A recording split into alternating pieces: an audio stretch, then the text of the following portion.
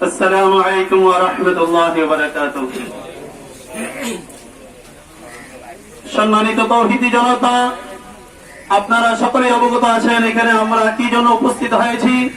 সে ভারতে শুধু আজ নয়, প্রায় সময় কাফের বেঈমানের গোষ্ঠী আমাদের নবীকে নিয়ে কটূক্তি করে, তার ধারাবাহিকতায় এবারও তারা তাদের সেই ধারাবাহিকতা রক্ষা করেছে। তারা আমার নবীকে নিয়ে কটূক্তি করেছে।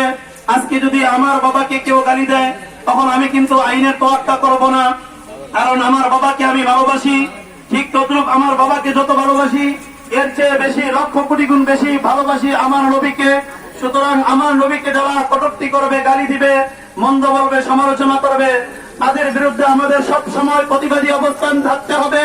আজকে আমরা মুসলমান মতভেদ করে আমরা আমাদের নিজেদের মধ্যে আমরা বিভেদ সৃষ্টি করি। সমস্ত ভেদাভেদ ভুলে গিয়ে নবীর ব্যাপারে আমাদের ঐক্যবদ্ধ হয়ে কাফের বেঈমানদের বিরুদ্ধে আমাদেরকে ঐক্যবদ্ধ অবস্থান গড়ে তুলতে হবে এবং যারা কটূক্তি করেছে তাদেরকে সর্বোচ্চ শাস্তির আওতায় আনার জন্য আমরা উদাত্ত আহ্বান জানাচ্ছি। এই বলে আমি আমার সংক্ষিপ্ত বক্তব্য এখানে শেষ করছি। আসসালামু আলাইকুম।